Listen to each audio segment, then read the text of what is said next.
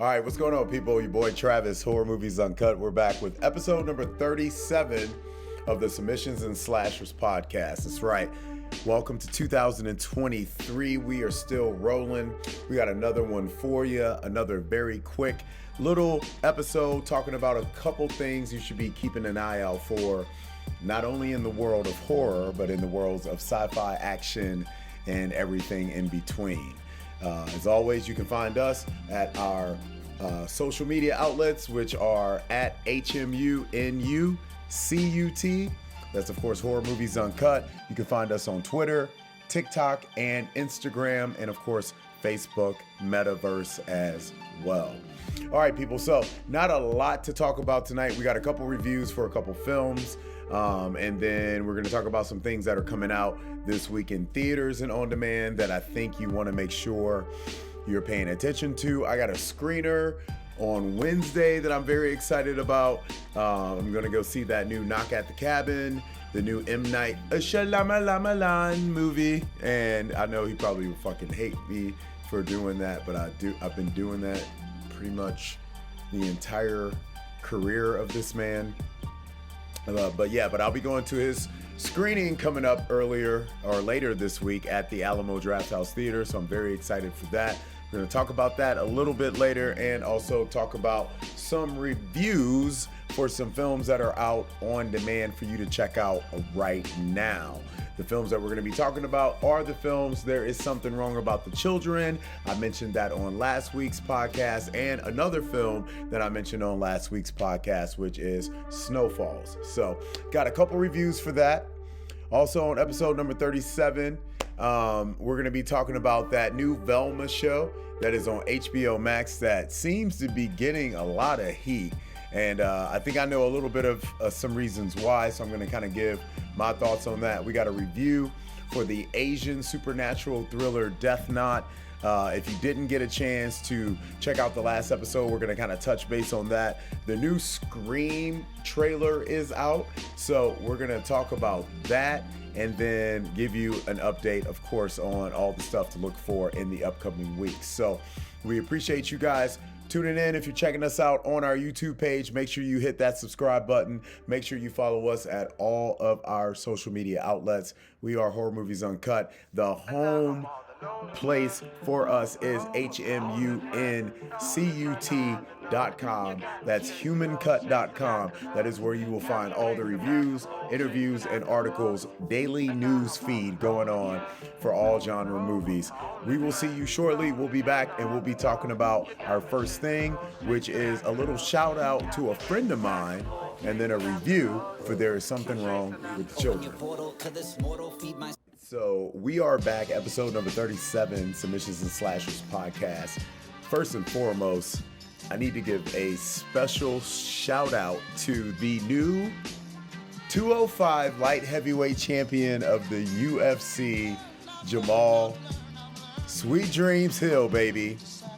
I actually have had the opportunity to meet this young man. I've been able to break bread with this young man.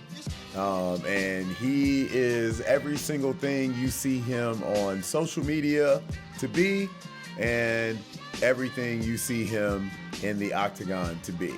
And for him to win a fight in the way that he did, such a dominant fashion, against a guy who I love to death, which is Glover Teixeira, man, it was great. And it's one of those things where the minute the fight got announced, I was happy for Jamal because I just knew he was going to win this fight. Great performance. I mean, his striking is so unpredictable, so fluid, so just in your face. His jabs are so quick. I mean, he was tearing Glover's face up the entire night, and it was great. That fight could have been stopped 2 or 3 times. If you got a chance to see the UFC pay-per-view 283, you know what I'm talking about.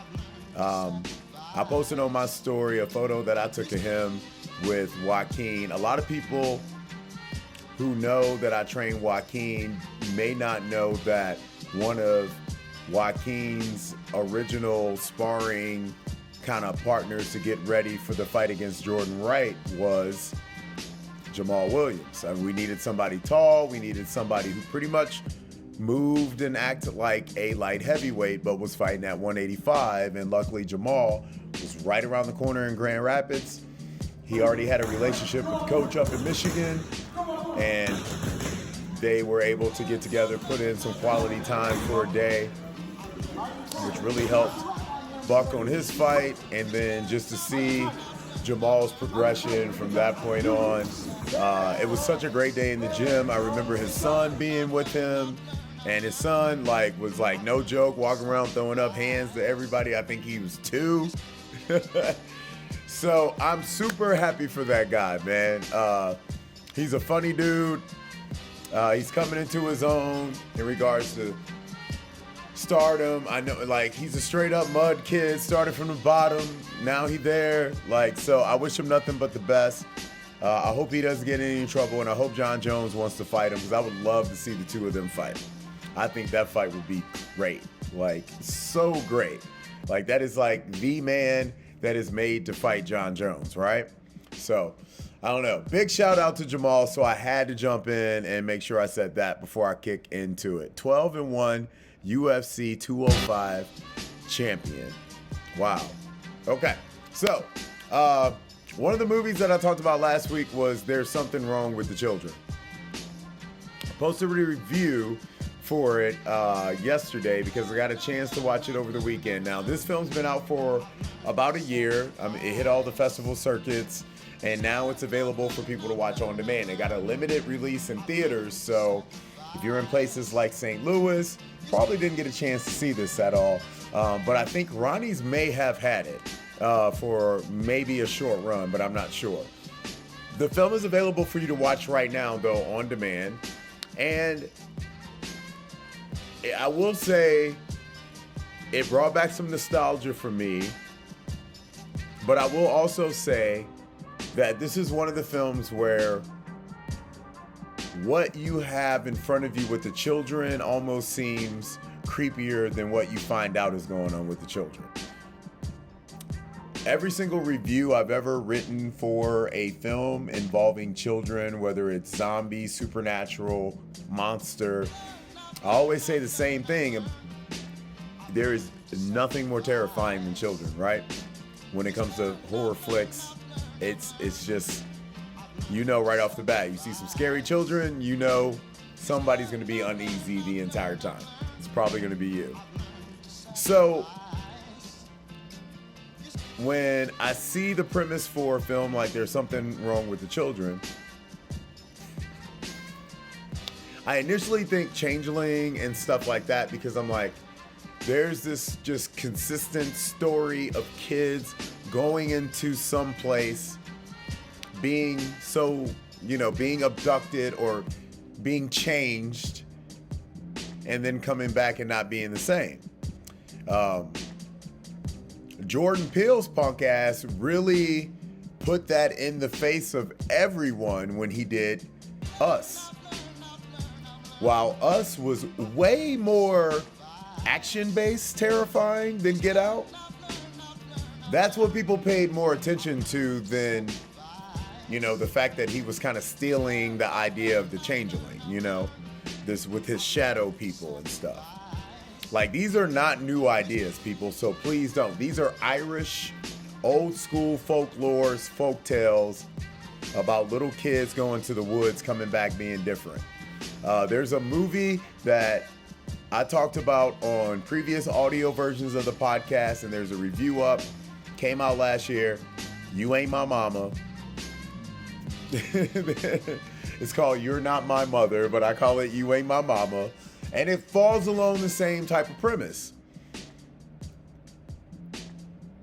The movie stars the kid from the Purge films, and his name is Travis and something else.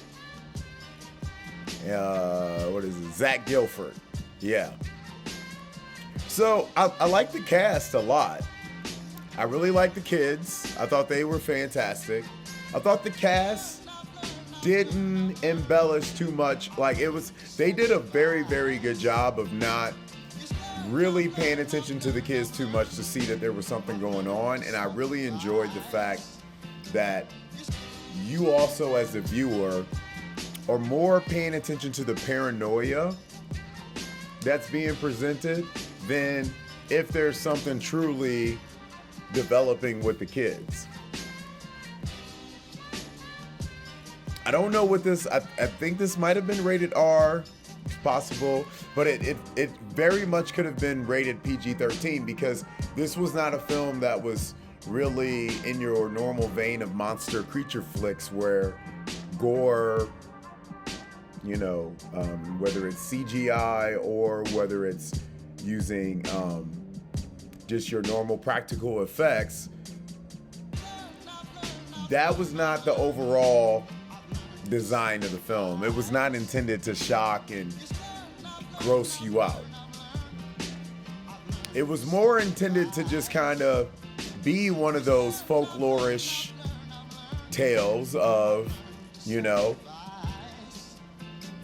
be careful when you walk around the woods. You never know what's out there waiting for you, and you never know what you're bringing back. I think that's one of the reasons why, like,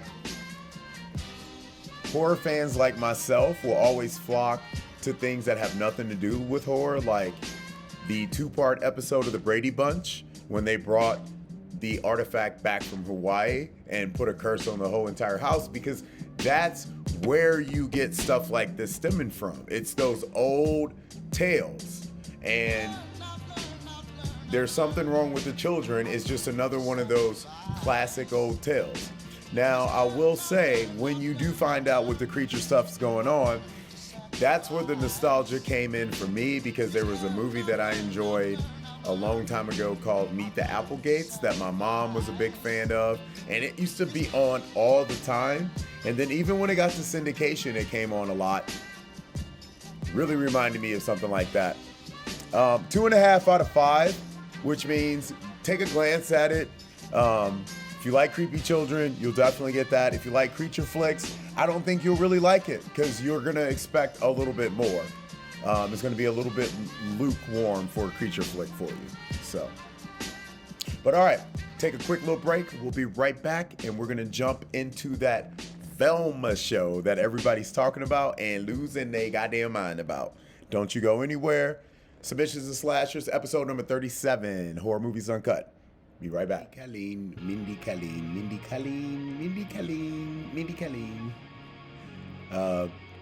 Welcome back, folks. Submissions and Slashers, episode 37. Travis, your host here. We are rocking on Monday, January 23rd. It's about 7:30 in the evening. We are getting this done. We are talking about the show everyone is talking about, that some people are saying is on purpose that everyone is talking about. And that's the new show from Mindy Kaling, which is HBO Max kind of origin story, Velma. Now, I am of the age where I was able to see a taste of almost every single incarnation of Scooby-Doo. So when I was a little kid, the original Scooby-Doo show was still being played a lot on television. The later 70s, early 80s, Scrappy, including shows, all his cousins. You know, you just had that Hanna-Barbera flow going on at that time, from Flintstones to the Jetsons, and then Space Ghost. I mean, it was just hard. Yogi, it was just hard not to be just like surrounded by it. One of my favorite shows as a kid was the little Wide World of Sports, the Great Race that they would always do with all the different characters.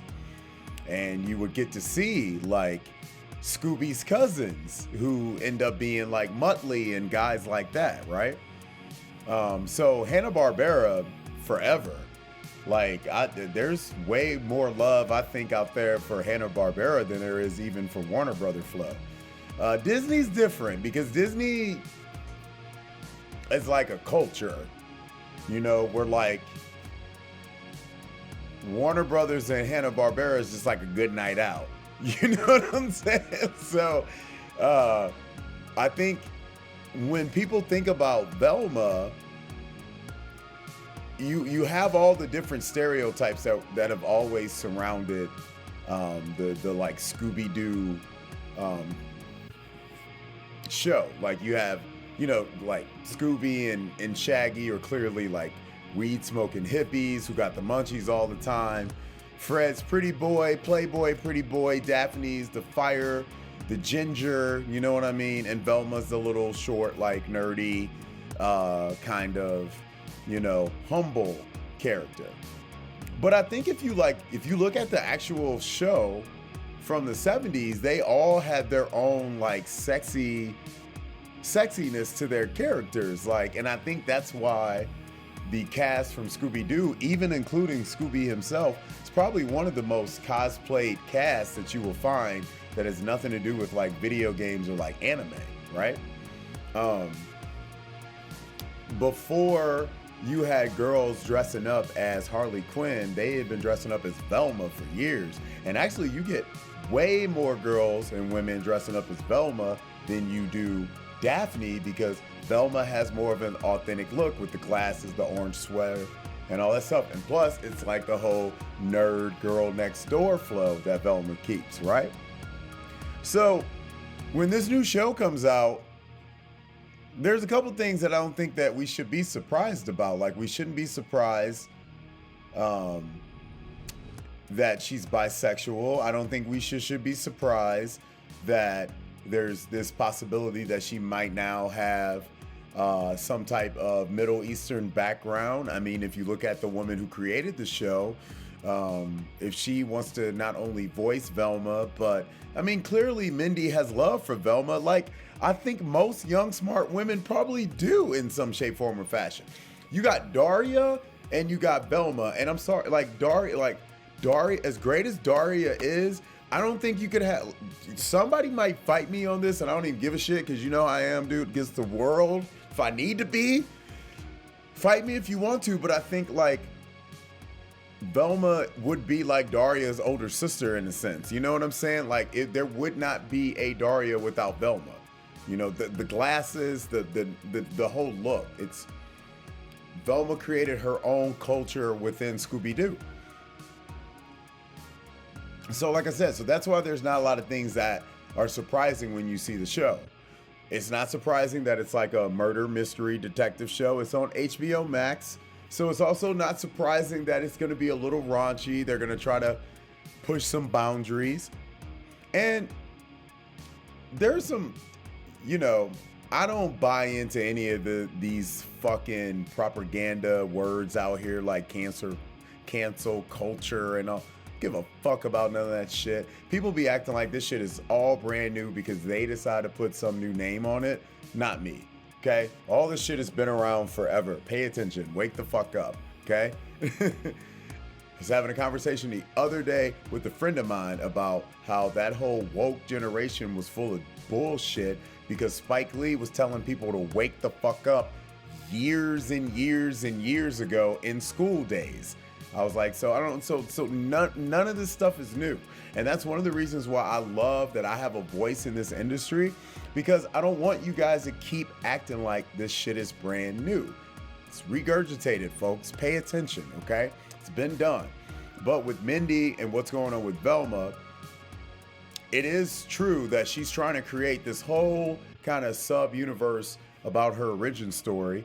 And I think the only thing that you have to question on the origin story is, where does Shaggy and Scooby come into the mix, if they were ever to come into the mix?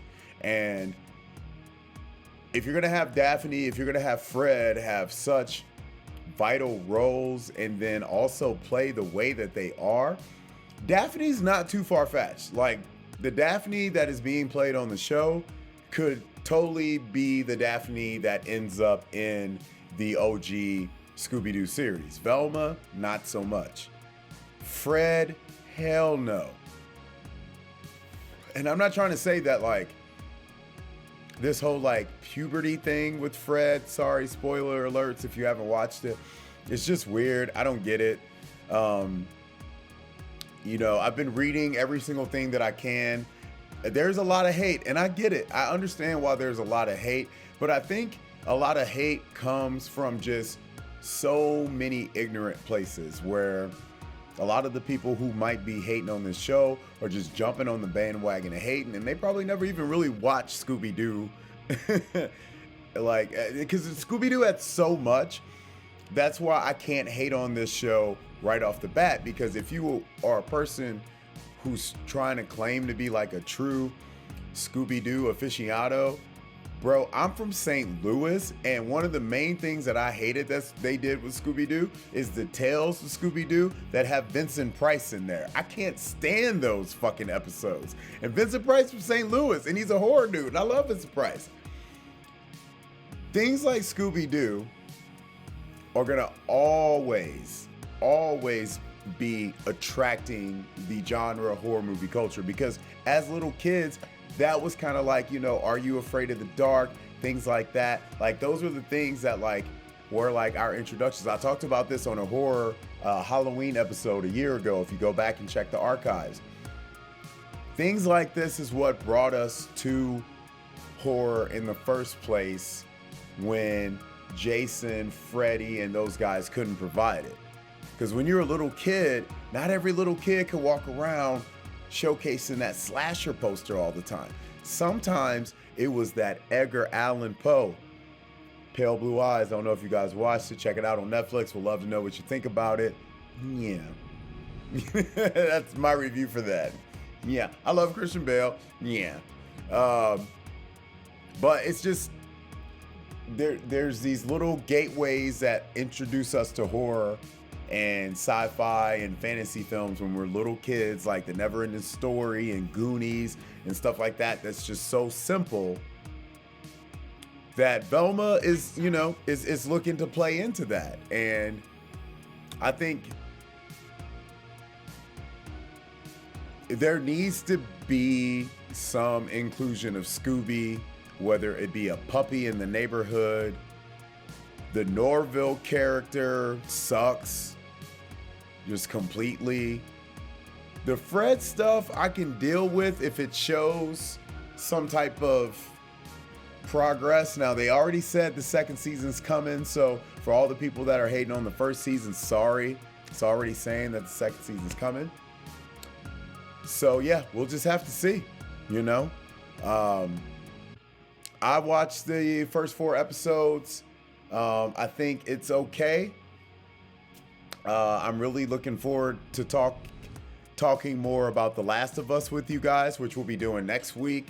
I didn't want to talk about it this week because it's just the first episode. I'm not about to jump in this shit. I need to see the second episode, and I didn't watch it last night. I got to watch it tonight, which is what I'm going to be doing after this.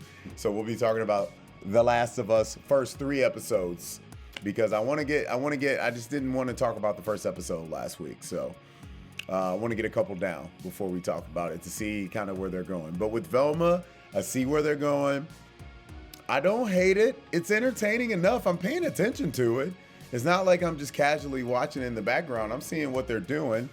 And I don't care about all the stuff that a lot of people are complaining about with her being a lesbian or her being of Indian descent, or the jokes that are being depicted towards white people. Like, look,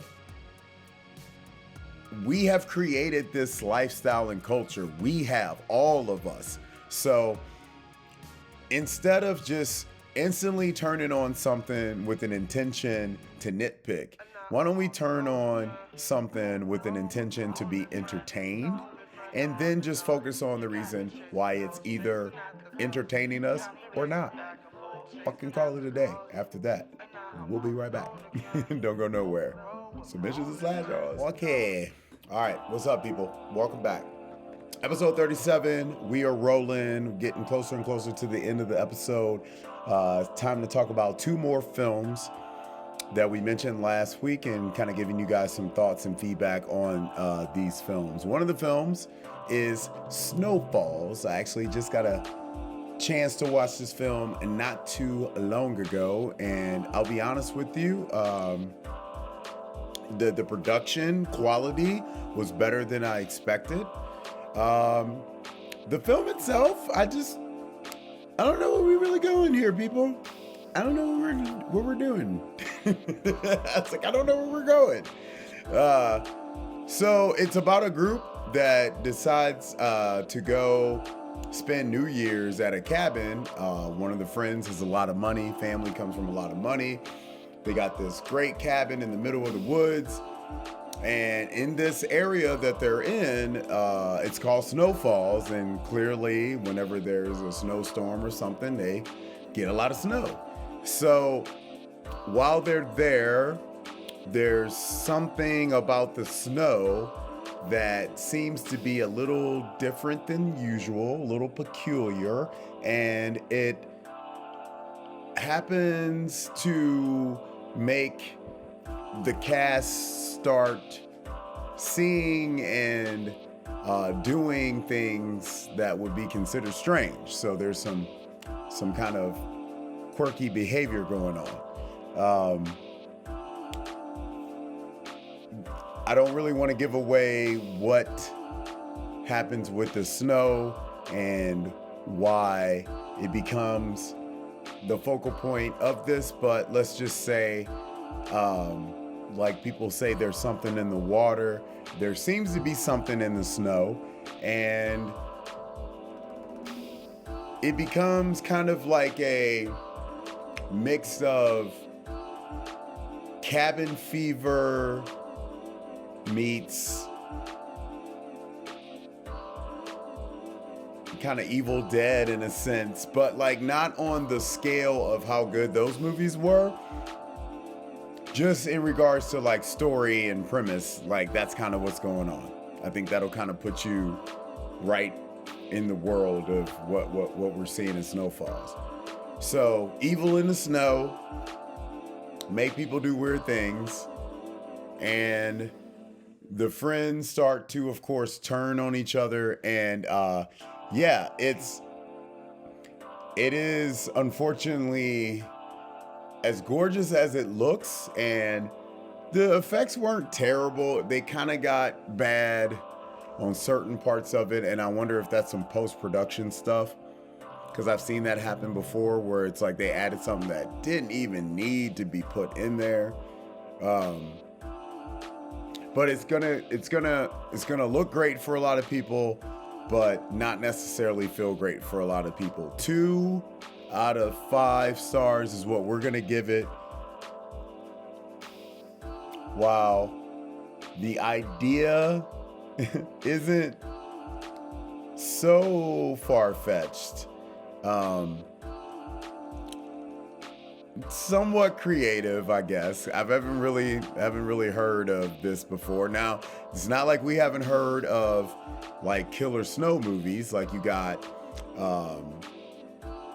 like the Jack Frost. Is it Jack Frost? Is that the killer snowman? Or is that the like family snowman? I always get those confused. I know there's like the Frosty Snowman that's the killer, and then there's the Frosty Snowman that like Michael Keaton's in, that he's like kind of a good dude that turns into a snowman or something. I don't know. But yeah, this is Leatherface dabbing. That's what that is, if you didn't know. So Snow Falls, yeah, I would say you might want to pass that one up. Like, no disrespect to any of the people in the film or anything. You guys did great. Film looked good. But yeah, I would say maybe not that one. Death Knot.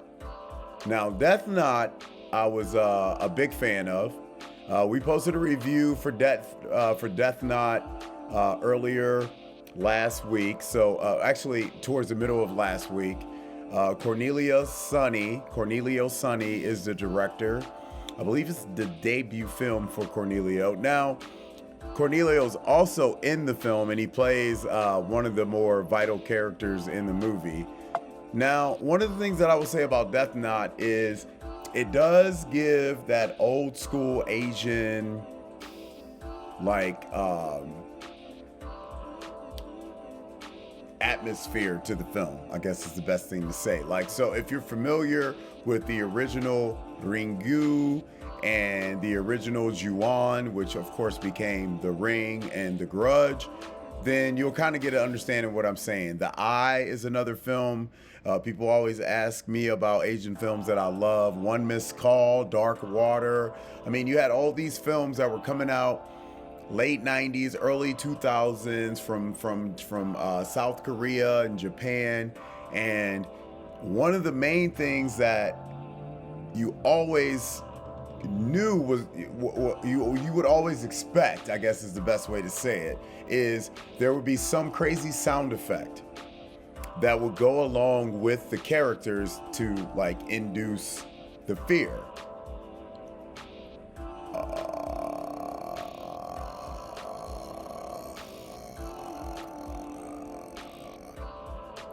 If you know that, that's from Ju-on, which became The Grudge, right?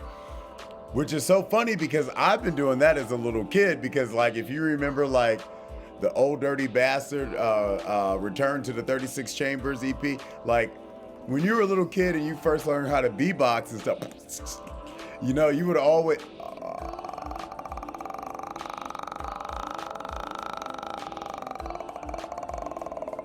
so when I found out that was part of what they did in the original Ju-on movie, it blew me away. I was like, wait a minute.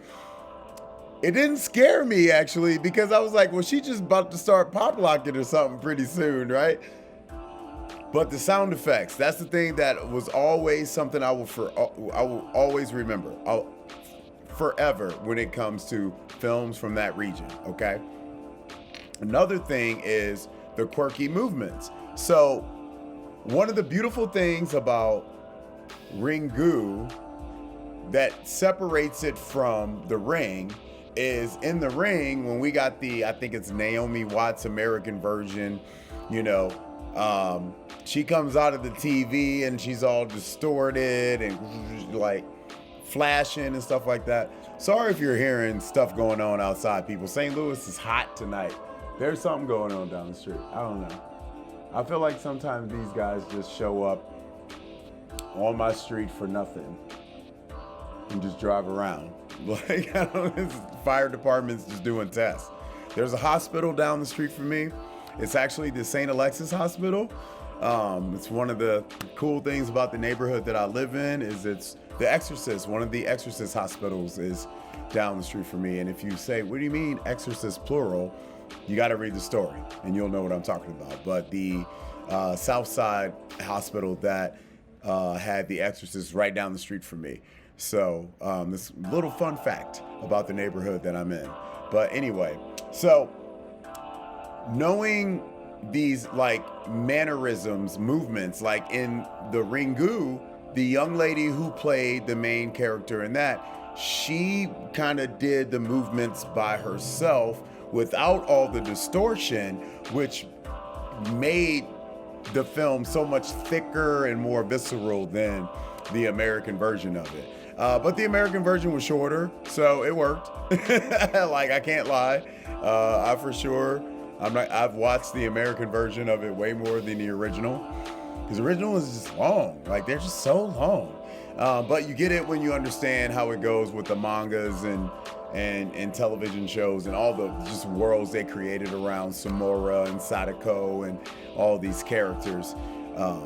So when I saw Death Knot, and I saw that they had this element of the noise effects and the unique movements of the characters, I was initially excited because it's been a while since I've seen someone, even in Asian culture, jump back into this fray. But then I was almost instantly let down because I was like, man, people are gonna hate on this and they're gonna be thinking like, they're just trying to do some old school shit. I think that needs to be appreciated. I enjoyed it. It was refreshing to see somebody go back in that direction.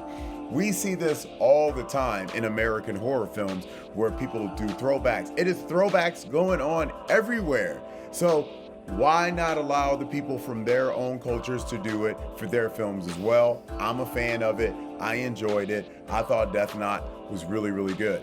What's the story about? So Death Knot is about this young man and his sister who go back to what is their home village, where their mom might have been like the witch shaman of the village, where some people probably liked her, but then a lot of people really didn't like her. She had those people who were dedicated to her, but then she had those people that wanted her demise.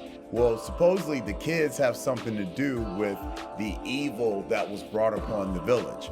So they've been gone for a while. So them coming back when she passes away is not really looked upon greatly by all of the people of the village. And what happens is your normal kind of story, similar to what we were talking about earlier with There's Something Wrong with the Children, where it becomes like a folklore fairy tale where you're finding all the secrets of the village and you're finding the secrets of the family, and you get an understanding of why these people were so terrified of these kids and their mom. The pace of the film is good. Everyone is fantastic in the film. I think it is one of the films that if you love and appreciate Asian supernatural horror, you'll enjoy it. If you think all the sound...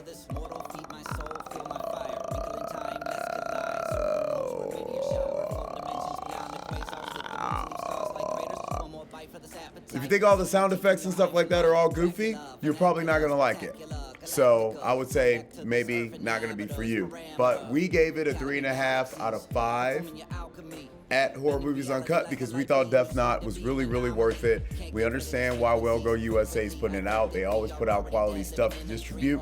It's available right now for you to check on any of your on-demand outlet services, whether it be Amazon Prime, Apple Plus, Vudu, or anything. Check it out. All right, so people, we are going to come back to wrap up the show. We're going to talk about the new Scream trailer, our thoughts on that. We're going to talk about what's out this week, and then we will get out of here. Don't you go anywhere. We are returning for the final portion of the Submissions and Slashers, episode number 37. We be right back. So one of the big things that came out last week was the new trailer for Scream. The latest Scream movie, Scream 6, scheduled to hit theaters March 10th. Bringing back some familiar faces, Hayden Panettiere. A lot of people have been making noise about that. And then Courtney Cox, of course, is making her return. Jenna Ortega is in the mix. And you are going to be getting a return story from the last Scream movie where the evil has made its way a la Jason style to New York City.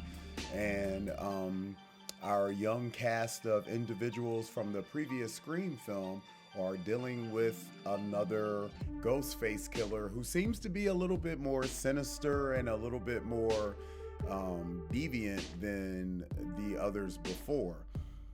So I think that's where we kind of need to jump off in regards to the reaction to the trailer. One of the things that I saw a lot of people bitching and complaining about on social media was the whole shotgun portion of it, and it's New York City. Anything in New York City gets 8 times rougher the minute it's in New York City. So if Jason goes to Manhattan, he knocks a dude's fucking head off of the roof. If Ghostface goes to New York City and a shotgun gets pulled on him, he takes a shotgun, he shoots his ass with the shotgun. But it's New York. What else do you need to know? That's just how it is always gonna be. And you know that if you grew up watching every single mafia movie or any drug dealing movie from New Jack City to Empire to whoever, whatever, King of New York, whatever, American Tale, Bronx Tale, what, right? So if you know New York, you know there's no reason to be bitching about Ghostface having a shotgun, because why wouldn't he have a shotgun? Fucking Daredevil lives up there. What are we talking about? All right, so a lot of people are going to be interested in see it, and they should be. I think it looks great. I think it's going to be probably one of the better films in the entry. I love the last 2. I enjoyed them a lot. The Quill, it's just Kevin Williams and them are just super smart with their writing, so I'm not looking forward to. I just don't think that this is gonna have any down like points to it.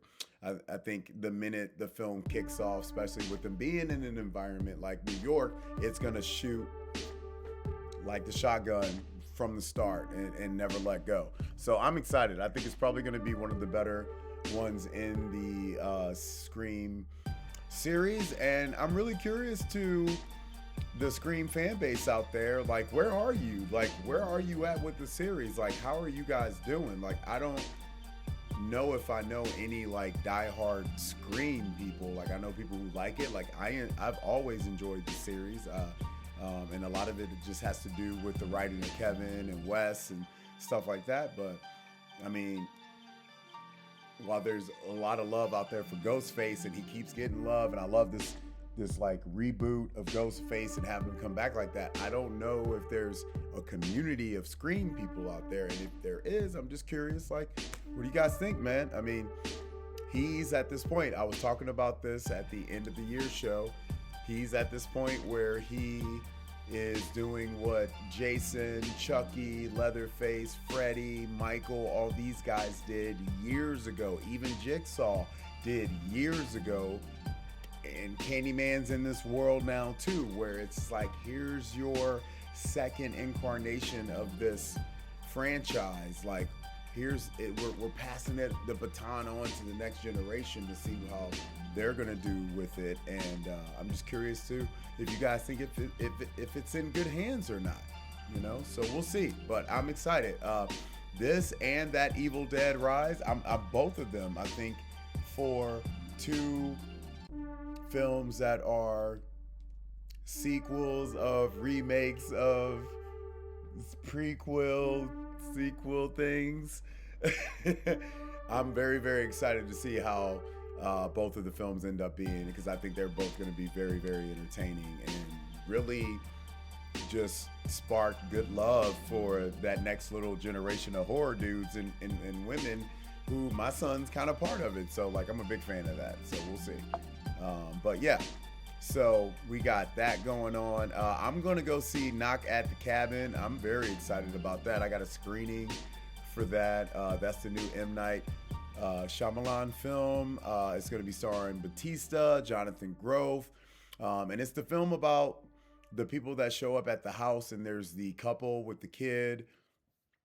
And they pretty much say, you know, if you guys have to sacrifice someone in this house or the world will end, and every single time they say no, something happens. There's some natural disaster that happens that kills hundreds of thousands of people. So it's for sure real, and there's some decisions that need to be made. Now, one of my clients in the gym said it best. They were like, you know, it's just going to be some ass fuck in the end of it, where it's just going to be a whole nother world on the other side of the fence. And like, look, man, M. Night got us with The Village and The Visit and all this stuff. But man, the craziest thing, I think the thing about M. Night that really gets people more than anything is how talented of a story creator he is, and how he just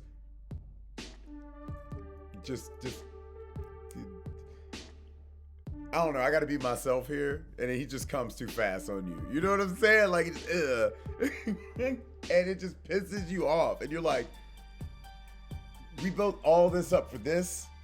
Like, we built all this up for this, right? That's what I feel like a lot of people deal with when they deal with M. Night. So this is another film. Like, I watched Old a couple times, only because I never really got through it one time. So I can't really say too much about that. I'm not saying that it's a bad film. I know a lot of people watched it. I just couldn't get through it. Just the time in my life, I guess, when it was out, I just had other stuff going on. It just didn't happen. But I think a lot of people will probably get a kick out of this film. I love Batista, the fact that he's doing just all these like roles. It really shows just kind of the range that these WWE performers have when they leave the ring and they step onto the screen. They're ready, why are the women like, and that's another thing that I don't get. I was thinking about this in the shower the other day. Like, you take that any fucking way you want to, I don't care. why are the women not showing up? Like, you have all these beautiful women that were in the WWE, and a lot of them were playing like these valet roles, but now you're at the point where I'm expecting to see it for sure. Becky Lynch, Sasha's in Japan now, so I don't know how that's going to go with her. Big love to my girl, Sasha Banks. Do well wherever you are, darling. I will always pay attention. But I'm just expecting to see some more WWE women jumping into these films, and we have not really had that yet. So we'll see. But anyway, I'll be going to check that out on Wednesday. Looking forward to seeing that.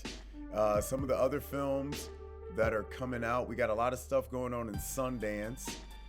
There's a couple films in Sundance that hopefully I'll be getting a chance to watch this week and get some interviews.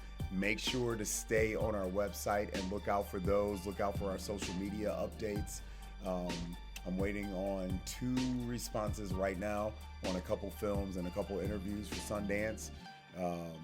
Big shout out to everybody in Sundance, especially all the volunteers, because those are the people who make those festivals happen. And then the films you need to know about that will be coming out this week.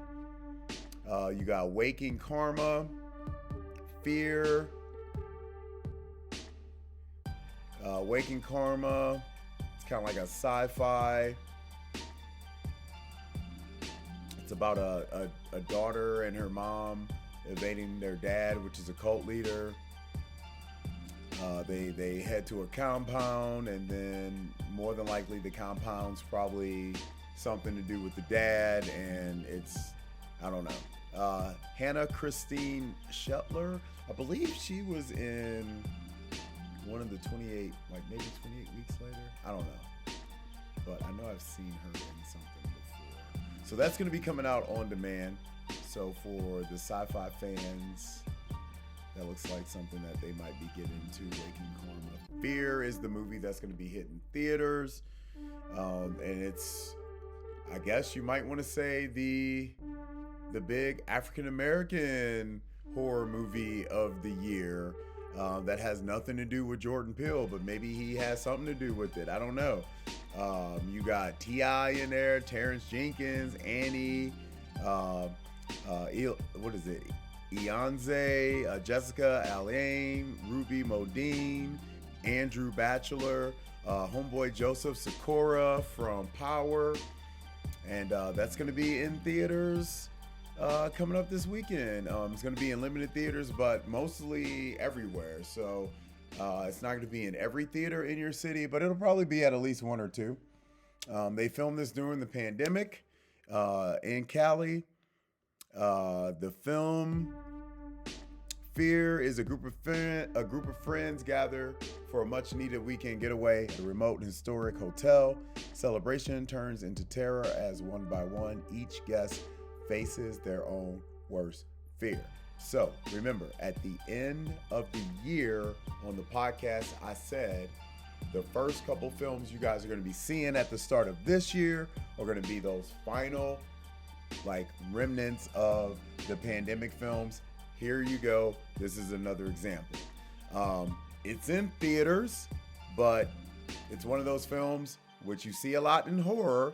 It just kind of gets rushed to theaters. Only a certain number of critics get a chance to see it. I got a feeling it's just going to be a straight up gore fest. A bunch of people getting killed. No problem with me there. We'll see how it goes. More than likely, it's going to be a throwaway, but probably something at least worth checking out. Blood.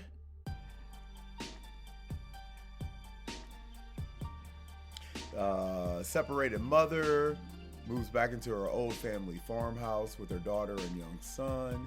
Soon after, the family dog bites Owen, giving him an infection. And whenever the mom finds out about the cure, she has to go through anything possible to get this cure. So this will be hitting VOD on the 31st, limited theaters on the 27th. So on Friday, you're in LA, you're in Chicago, New York, more than likely you're going to get a chance to see Blood. But everybody will be able to see it by the weekend on demand. So that's going to be coming out. Doesn't look bad.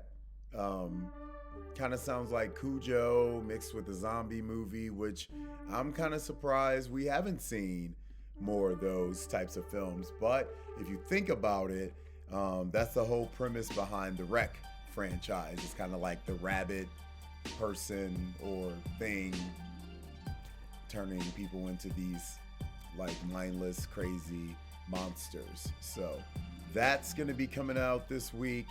And then, of course, Infinity Pool, man. Cronenberg, I'm excited. I can't wait to see it. I'm looking forward to. I got a screening to go check that out tomorrow. And then I'm still going to go see it probably again in the theaters over the weekend with some friends who want to see it. So as I've mentioned plenty of times, I really, really enjoy what this young man is doing, carrying on his father's name, I guess, if you may. Antiviral was great. Brandon did a great job with that, and I'm really looking forward to seeing Mia and everybody. Skarsgård, the homie, the older brother, finally back in the mix. True Blood. You know what I'm saying? Can't wait to see it. But yo, I can't wait to see y'all next time you tune in to the next episode of the Submissions and Slashers podcast. For now, I am gone. I am out. I will check with you guys next time. Don't forget to follow us on all of our social media platforms.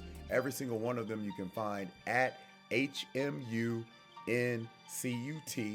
and then add.com to that. That's the website where you find all the breaking news, headlines, stories, interviews, and everything genre related. We will see you next time. We are out.